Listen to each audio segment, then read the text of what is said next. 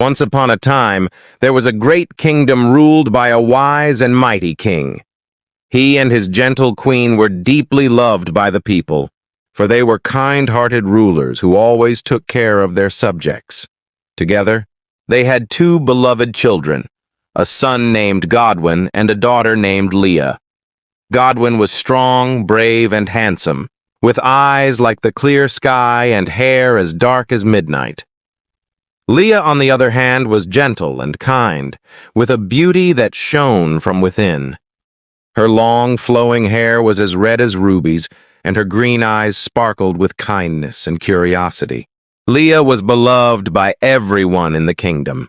She was always quick to help others and spoke kindly to all, no matter their rank.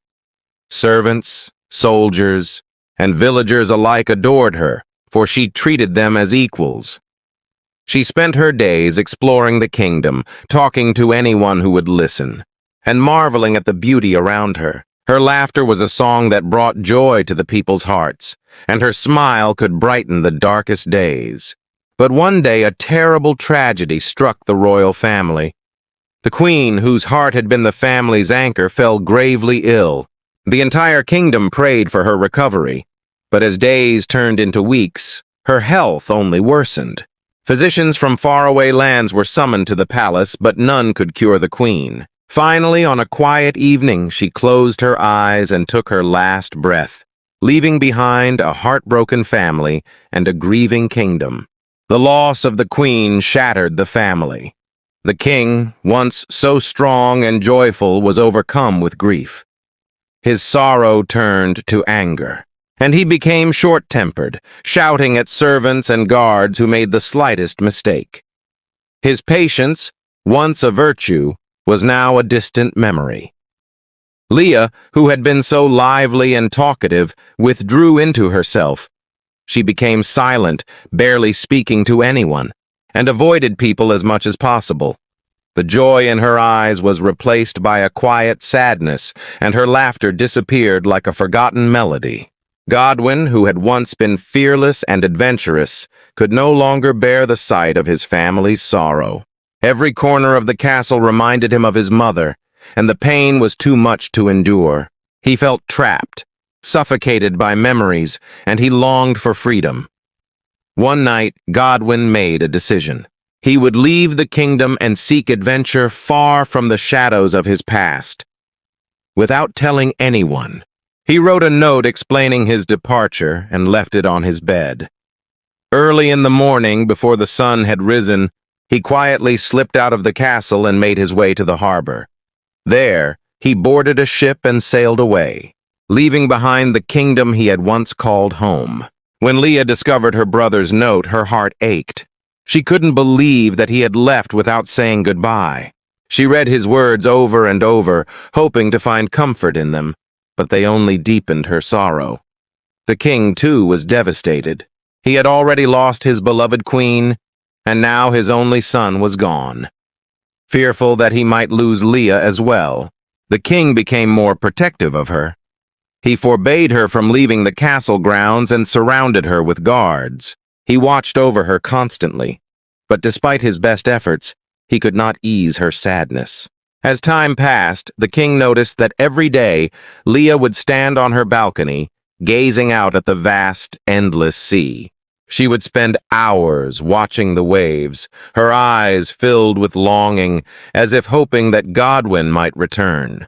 Her quiet sorrow weighed heavily on the king's heart, and he wondered how he could bring joy back to his daughter's life. One day, an idea came to him.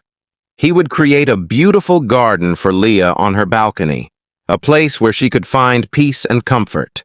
With great care, the king ordered the planting of hundreds of white roses on Leah's balcony. The roses were as pure and delicate as Leah herself, and they filled the air with a sweet, soothing fragrance. The sight of the roses brought a small smile to Leah's lips, and she began to tend to them every day. She watered them, spoke to them, and poured her heart into their care. Gradually, the roses became her closest companions, and she found solace in their silent beauty. She began to talk to them, sharing her thoughts and feelings, and over time, She opened up to people again as well. Yet, despite her newfound comfort, Leah's heart remained heavy with the absence of her brother. One warm afternoon, as Leah tended to her beloved roses, she sighed and said, "Oh, how I wish I could send a rose to my brother." She often thought of Godwin and wondered where he was, imagining him in distant lands, facing danger and adventure. She pictured him fighting fierce dragons, outsmarting cunning witches, and braving treacherous storms. Though she didn't know if he was safe or even if he was alive, her heart held on to hope. Just then, a seagull flew close to her balcony, its white wings gleaming in the sunlight. Leah's eyes sparkled with a sudden idea. She called out, "Seagull, will you take this rose to my brother?" The bird seemed to understand her, for it swooped down and perched on the railing. Leah carefully picked one of her white roses and placed it in the seagull's beak.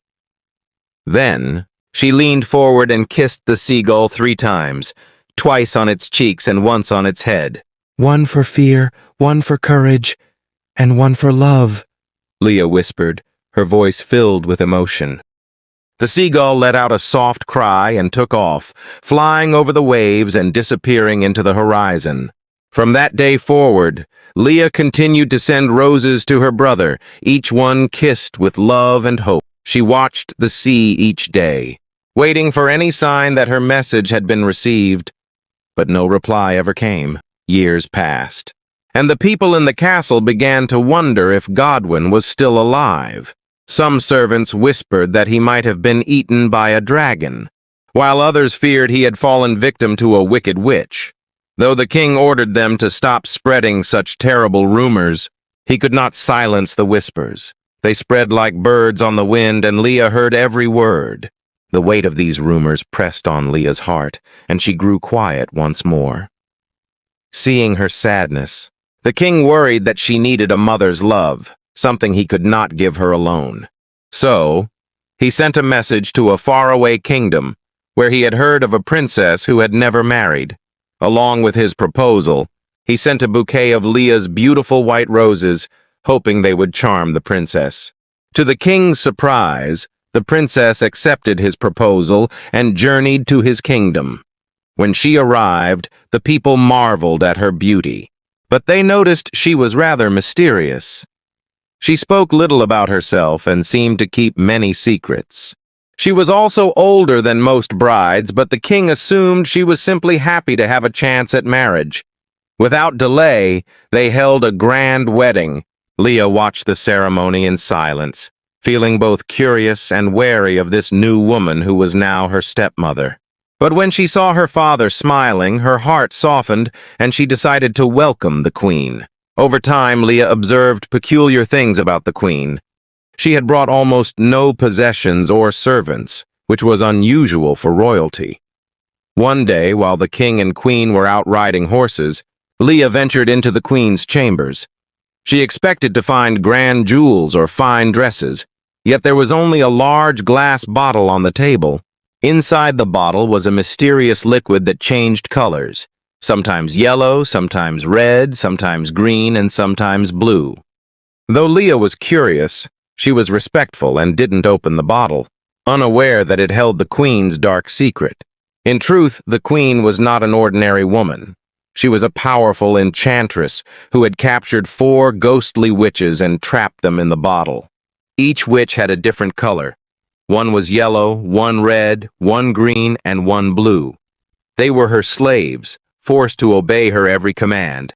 Each day, the queen would open the bottle, and the ghost witches would fly out, sewing her magnificent clothes, adorning her with jewels, and making her appear beautiful beyond compare. But that wasn't all. They were also forced to praise her endlessly. "Your skin is as golden as the sun," the yellow witch would say. "Your hair is red like a precious ruby," added the red witch.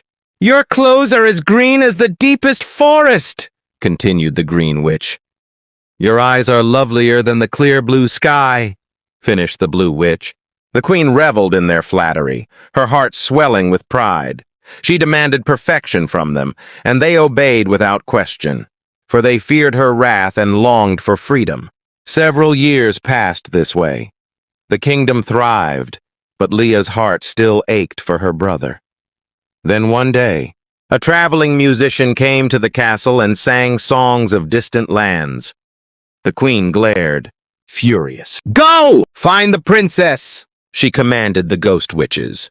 "Turn her into the ugliest creature that's ever lived." "Yes, queen!" they replied, and flew off. Soon they found Princess Leah standing on her balcony.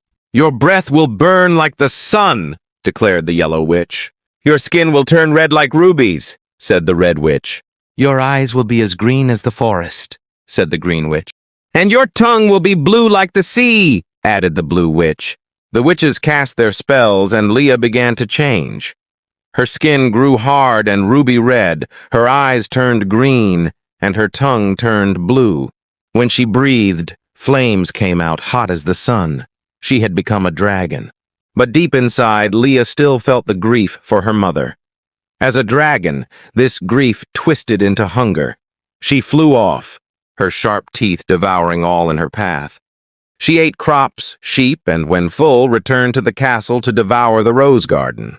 The people, terrified, rushed to the king for help. But he was uncertain, for he'd never seen a dragon. The queen stepped forward. "This dragon must be killed," she ordered. "Gather the strongest men." "No!" the king interrupted. "Only Godwin can defeat this dragon." Watching the dragon's flight, the king noticed its ruby-red skin and had an idea. "Bring 50 bathtubs to the beach, and fill each with 100 liters of milk." Though puzzled, the people obeyed. They waited for the dragon to sleep, then set the bathtubs on the beach below the balcony, each filled to the brim with milk. When the dragon awoke, it was hungry and smelled the milk. It flew down, drank every drop, and fell asleep. The plan had worked. For days, they kept feeding the dragon milk, sparing their other food. But far across the sea, something stirred. Godwin stood on his ship. Where a seagull often brought him a white rose, he liked to imagine it came from his sister, but for days it hadn't come. Feeling something amiss, he decided to return home. Just then, he heard the seagull's cry. It shrieked wildly, unlike ever before. Sensing trouble, Godwin turned his ship around. For days he traveled, and, nearing home, saw a dragon on the shore. The people had been giving milk to the dragon for over a week, but now the kingdom's cows were almost dry. The dragon could drink endlessly. The queen insisted they kill it, but the king ignored her. Furious, the queen hid in her room, plotting to get her way. Seeing Godwin's ship, the queen hurriedly summoned her ghost witches. "Quick!" she cried. "Attack that ship! Sink it!" "Yes, queen!" The ghost witches flew to smash the ship, but as they struck, they fell back. The ship was as hard as stone. Godwin had built his ship with rowan wood, which blocked magic. The queen shouted, "Then go kill Godwin! I don't care about the others!" "But Godwin must die!" But the ghost witches didn't answer. They had vanished into the sea. Godwin's ship reached shore as the dragon awoke. Ready to fight, he raised his sword, but then the seagull cried something. "What?" Godwin asked. The dragon stared at him hungrily. "3 kisses! 3 kisses!" the seagull repeated. Godwin looked closer. The dragon's ruby-red skin, green eyes, it was familiar. "I won't hurt you," he said, raising his hands. "If you don't hurt me." The dragon lowered its head. Godwin gently kissed it 3 times. Twice on the cheek and once on the head. "One for fear, one for courage, one for love." Suddenly the dragon began to change. The scales faded to golden skin, ruby-red hair grew, clothes as green as the forest appeared, and the eyes turned a beautiful blue. Leah was back. "Brother!" Leah cried. "Sister!" Godwin hugged her, and they wept with joy. The king joined them, and together they talked and laughed on the beach. The king asked how Leah became a dragon, and she described what she'd seen in the queen's room. The 3 ran there, but they found only broken glass and a black rose. Nobody knew where it had come from.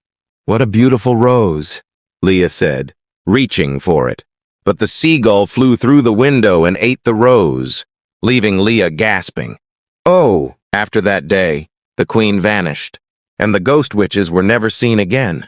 Godwin, Leah, and the king lived happily, sharing stories for many years.